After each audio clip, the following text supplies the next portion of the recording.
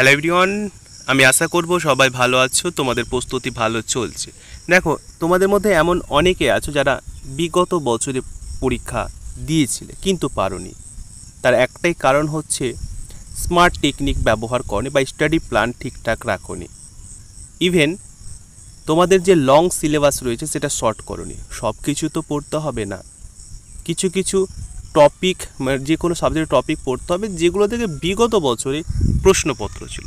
তো চলো আমরা সেগুলোর প্রতি একটু দৃষ্টিপাত করি। দেখো, প্রথমত তোমাদেরকে যে পয়েন্টগুলো আমি বলবো সেই পয়েন্ট অনুযায়ী যদি চলো তাহলে দেখবে 75 স্কোর প্লাস অবশ্যই করতে পারবে। দেখো, প্রথমত তোমাকে দেখতে হবে যে বিগত বছরে যে পরীক্ষাগুলো হয়েছে সেই প্রশ্নপত্র অবশ্যই তোমাকে কিন্তু রাখতে হবে কাছে, এবং দেখতে হবে কোন কোন টপিকগুলো ইম্পর্টেন্ট। আমি সেগুলো তোমাদের বলবো যে কোন সাবজেক্ট থেকে কোন টপিকগুলো তোমরা পড়বে বা কটা টপিক তোমাদের বা অধ্যায় রয়েছে সেগুলো গুরুত্বপূর্ণ।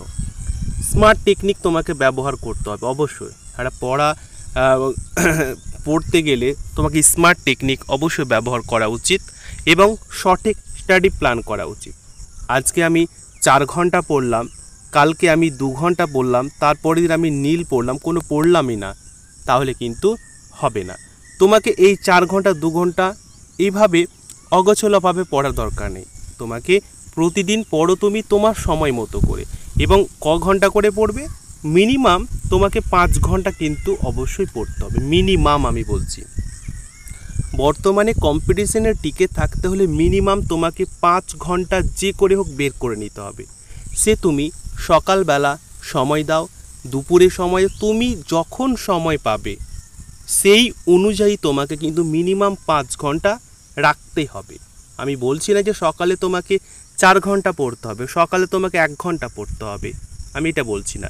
মিনিমাম একদিনে 5 ঘন্টা তোমাকে সময় রাখতে হবে মিনিমাম। এবার যে ম্যাক্সিমাম পারো 6, 7, 8, যত স্টাডি প্ল্যান ঠিকঠাক রাখবে তত নাম্বার কিন্তু পাবে। আমি 4তে রেখেছি 3 থেকে 4 মাসে যা পারো, মানে এই যে স্টাডি প্ল্যানগুলো যদি তোমরা ভালো করে রিড করো, মনে রাখো, লিখে রাখো, তাহলে 3-4 মাসে যা পড়বে 1 বছরে, অনেকে 1 বছর ধরে অক্লান্তভাবে পরিশ্রম করে কোনো কিছু না করে, এবং রেজাল্ট ফল কী হয়, নিট ফল দাঁড়ায় 0, মানে পরীক্ষায় ফেল হয়। কিন্তু 1 বছর পড়লে যে পরীক্ষায় পাস হবে এমন কোনো কথা নয়, হতে পারে কেউ কেউ হয়ে যায়, কিন্তু স্টাডি প্ল্যান তুমি 3 থেকে 4 মাস অনুযায়ী তুমি করো, দেখবে স্কোর ভালো করবে। এবারে চলো আমরা একটু দৃষ্টিপাত করে নেব যে 6টা সাবজেক্ট এএনএম জিএনএমের ক্ষেত্রে রয়েছে, তো কোন সাবজেক্টের কোন অধ্যায়গুলো গুরুত্বপূর্ণ সেদিকে আমরা একবার দেখে নিই। দেখো, প্রথমত আমরা যদি বায়োলজি থেকে আসি বা জীবনবিজ্ঞান থেকে আসি, সেখানে 8টি অধ্যায় রয়েছে। আমি এর আগেও বায়োলজি কোন কোন অধ্যায়গুলো গুরুত্বপূর্ণ সেগুলো আলোচনা করে দিচ্ছি একটা ছোট্ট ভিডিওর মধ্যে দিয়ে, একবার দেখে নিও। তো 8টি অধ্যায় আমাদের পড়তে হবে, বেশি পড়ার কোনো দরকার নেই। 8টি অধ্যায় দেখবে বিগত বছরগুলোতে সেই অধ্যায় থেকে প্রশ্ন বারবার ঘুরে ফিরে এসছে। ভৌত বিজ্ঞান থেকে 5টি অধ্যায় মোস্ট ইম্পর্টেন্ট।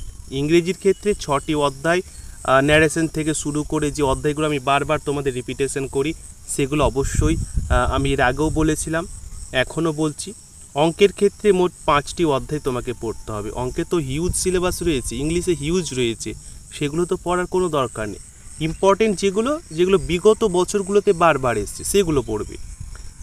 জিকের মধ্যে স্ট্যাটিক জিকেগুলো ভালো করে দেখতে হবে, যেমন ভারতের প্রথম প্রধানমন্ত্রী কে, ভারতের বর্তমান আরবিআইয়ের গভর্নর কে রয়েছেন, আমাদের কলকাতা হাইকোর্টের প্রধান বিচারপতিকে, এই যে স্ট্যাটিক জিকেগুলো আমাদের রয়েছে না, এগুলোই আমাদের ভালো করে দেখতে হবে।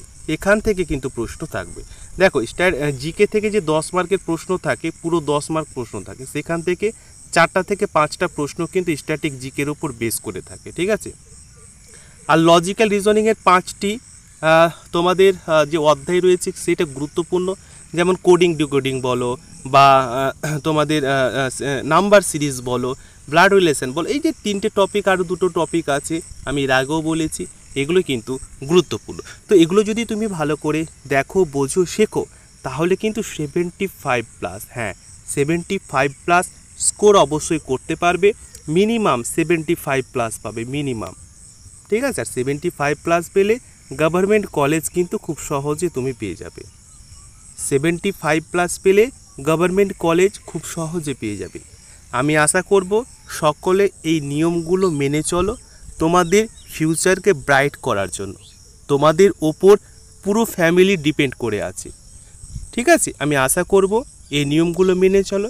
এবং আরও কিছু যদি তোমার জানার ইচ্ছে হয়, কমেন্ট সেকশন ওপেন আছে, কমেন্টে তুমি কমেন্ট করো যার কী কী বিষয় জানতে চাও, বা কীভাবে তুমি স্টাডি প্ল্যানটা নিতে চাও, বা ডেলি রুটিন কীভাবে করতে চাও, তার একটা ভিডিও আমি তোমাদের ক্রিয়েট করে দেব। ভালো থেকো সকলে, আর ভালো যদি লাগে লাইক সাবস্ক্রাইব করে পাশে থেকো। ধন্যবাদ এই ভিডিওটি তোমাদেরকে দেখার জন্য। Thank you.